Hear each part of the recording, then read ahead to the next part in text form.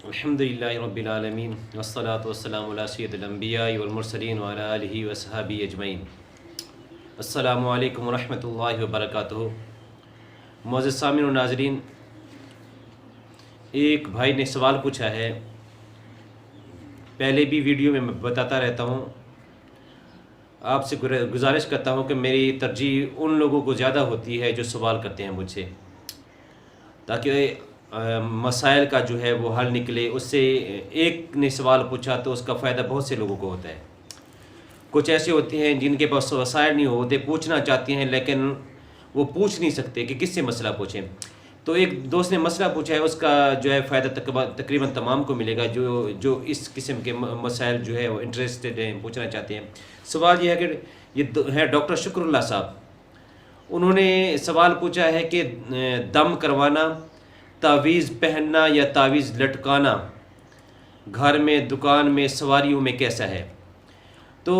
اگر دونوں ٹاپک ایک ہی اگر نشست میں اگر ہم شروع کریں تو وہ جو ہے دونوں کا سوال جواب ہم نہیں دے پائیں گے کیونکہ ویڈیو لمبی ہو جائے گی۔ تو میں آج جو ہے وہ ایک ویڈیو کو ڈسکس کروں گا دم کروانے کو۔ انشاءاللہ کل جو ہے وہ میں تعویذ وغیرہ کی بھی جو ہے وہ آپ کسی خدمت میں پیش کر دوں گا بنا کے، اس کا لنک جو ہے اس میں سینڈ کر دوں گا، آپ انشاءاللہ دیکھیے گا۔ تو معزز سامعین ناظرین، یہ جو میں گفتگو کروں گا بالاتفاق تمام مسالک جتنے بھی ہیں وہ متفق ہیں اس سے، جو میں آج گفتگو کرنا چاہوں گا تو تمام مسالک کے نزدیک بالاتفاق جو ہے وہ گفتگو کروں گا جائز یا ناجائز ہونے کی۔ تو اس سلسلے میں قرآن مجید فرقان حمید میں ہے آخری دو صورتیں معوذتین کہتے ہیں، جسے معوذتین، قل اعوذ برب الفلق اور قل اعوذ برب الناس۔ اس کا پس منظر آپ سے بھی گزارش ہے، آپ کوئی تفسیر اٹھا کے دیکھ لیجئے، شان نزول دیکھ لیجئے کیا ہے۔ یہ دم ہی کے بارے میں نازل ہوئی، نبی پاک صاحب اللہ صلی اللہ علیہ وآلہ وسلم نے امت کو تعلیم فرمائی۔ تو ایک حدیث میں ہے، حدیث نمبر ہے 5017 5017۔ اما عائشہ صدیقہ طیبہ طاہرہ رضی اللہ تعالیٰ عنہ سے روایت ہے، آپ فرماتی ہیں کہ نبی پاک صاحب اللہ صلی اللہ علیہ وآلہ وسلم جب آپ بستر پر آتے یعنی لیٹنے کے لیے رات میں تشریف لاتے تو دونوں ہتھیلیوں کو آپ ساتھ ملاتے، دعا کی صورت میں ہتھیلیوں کو ساتھ ملاتے، پھر اس کے بعد آپ قل هو اللہ احد سورۃ اخلاص، قل اعوذ برب الفلق اور قل اعوذ برب الناس پڑھتے، سورتیں پڑھتے، اپنی ہتھیلیوں پہ پھونک مارتے، مار کے آپ اپنے چہرے پہ، اپنے سینے پہ جو ہے اور پورے بدن پہ جہاں تک ہاتھ پہنچانا ممکن ہوتا ہے نبی پاک صاحب اللہ صلی اللہ علیہ وآلہ وسلم ہاتھ پھیر دیتے۔ تو نبی پاک صاحب اللہ صلی اللہ علیہ وآلہ وسلم یہ عمل جو ہے وہ 3 بار دہراتے، 3 بار یہ کام کرتے کہ خود آپ آخری 2 صورتیں قل اعوذ برب الفلق، قل اعوذ برب الناس اور قل هو اللہ احد، تینوں صورتیں پڑھتے، اپنے ہاتھوں پہ دم کرتے، اپنے پہلے چہرے پہ،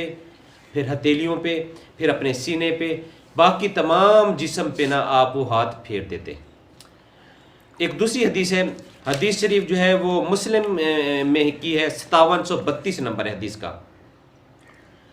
حدیث کے راوی ہیں حضرت عوف بن مالک اشجعی، آپ فرماتے ہیں کہ ہم زمانہ جاہلیت میں دم کیا کرتے تھے، تو ہم نے اس سلسلے میں نبی پاک صاحب اللہ صلی اللہ علیہ وسلم سے عرض کی، یا رسول اللہ صلی اللہ علیہ وسلم، ہم زمانہ جاہلیت میں اس طرح دم کرتے تھے، آپ کا کیا خیال ہے؟ یہ الفاظ سے میرے آقا نے فرمایا وہ الفاظ جو ہے وہ میرے سامنے پیش کرو۔ تو مالک بن اشجعی رضی اللہ تعالیٰ عنہ فرماتے ہیں کہ ہم وہ الفاظ جو ہے نبی پاک صاحب اللہ صلی اللہ علیہ وآلہ وسلم کے سامنے پیش کیے، تو نبی پاک صلی اللہ علیہ وآلہ وسلم نے فرمایا اس میں کوئی حرج نہیں، ہاں اگر شرکی الفاظ ہیں تو وہ نہ کہو۔ ایک دوسری حدیث اسی سے متصل ہے، مسلم شریف ہی کی 5731 ہے، حضرت جابر رضی اللہ تعالیٰ سے روایت ہے، وہ فرماتے ہیں نبی پاک صاحب اللہ صلی اللہ علیہ وآلہ وسلم نے دم فرمانے سے منع کیا۔ تو عمر بن حزم کا خاندان نبی پاک صاحب اللہ صلی اللہ علیہ وآلہ وسلم کی خدمت میں حاضر ہوا، وہ عرض کی یا رسول، اور ایک کلمہ جو ہے وہ نبی پاک صاحب اللہ صلی اللہ علیہ وسلم کی خدمت میں سنایا، پیش کیا، یا رسول اللہ، ہم زمانہ جاہلیت میں یہ کلمہ جو ہے وہ پڑھ کے جو بچھو کاٹتا تھا جس شخص کو، تو اس پر اس کلمہ پڑھ کے یہ دم کرتے تھے اس پر۔ تو نبی پاک صلی اللہ علیہ وسلم نے فرمایا وہ کلمات میرے سامنے پیش کرو۔ تو جب نبی پاک صلی اللہ علیہ وسلم نے کے سامنے وہ کلمات پیش کیے گئے تو آپ نے فرمایا اس میں کوئی حج نہیں، میں ان کلمات میں کوئی حج نہیں سمجھتا۔ جو کوئی، بہت غور طلب بات ہے، میرے آقا نے فرمایا جو کوئی اپنے بھائی کو فائدہ پہنچا سکتا ہو وہ ضرور پہنچائے۔ تو اس سے صاف واضح ہوا قرآن کی تعلیمات، صورتیں، وظائف، جیسے کہ اور بھی کافی سارے وظیفے نبی پاک صلی اللہ علیہ وسلم نے تعلیم فرمائے ہیں، وہ پڑھنا اور پھیرنا انسان کے اپنے آپ کے اوپر پھیر لے، دم کر دے، بالاتفاق تمام کے نزدیک قرآنی عمل ہو تو وہ جائز ہے تمام مکتبہ فکر کے نزدیک۔ کیوں کہ واضح جو ہے آپ کے سامنے میں نے 3 حدیثیں پیش کی ہیں نبی پاک صلی اللہ علیہ وسلم کا خود عمل کہ آپ خود روزانہ معمول تھا کہ 3 بار آخری 3 صورتیں پڑھتے، اپنے ہاتھوں پہ دم کرتے اور اپنے بدن پہ پھیر لیتے۔ اسی طرح ایک دوسری حدیث مسلم کی پیش کی ہے 5731 اور 32۔ میرے آقا نے پہلے منع فرمایا تو عمر بن حزم کا قبیلہ آیا میرے آقا کے بارے میں، یا رسول اللہ ہم اس طرح ان کلمات سے، حالانکہ وہ اسلامی نہیں تھے، زمانہ جاہلیت کی کلمات تھے،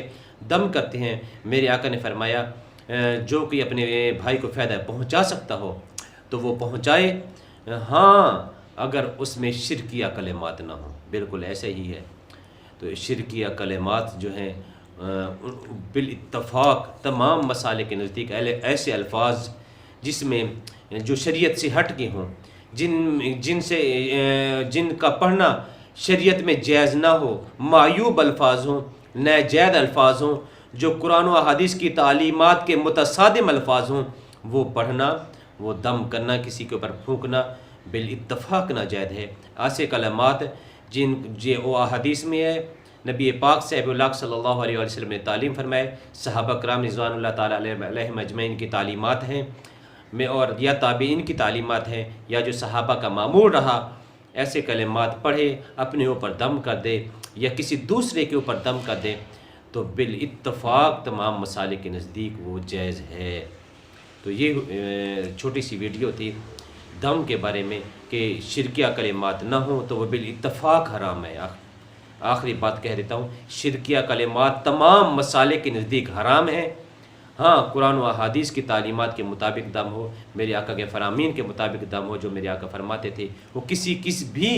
مرض کے لیے ہو وہ بالاتفاق جائز ہے۔ ہاں ایسے کلمات جیسے کہ عمر بن حزام ہے، یا رسول اللہ ہم زمانہ جاہلیت میں یہ کلمات پڑھتے تھے، میرے آقا نے سنا اور توثیق فرمائی کہ ہاں تم یہ کر سکتے ہو، ان کلمات سے بچو جو شرکیہ ہوں۔ ایسی دوسری کلمات ہیں جو شریعت کے متصادم نہیں لیکن دوسری زبانوں کے ہیں، ہندی ہیں، کوئی بھی زبان ہے، اس میں ہیں دم کے،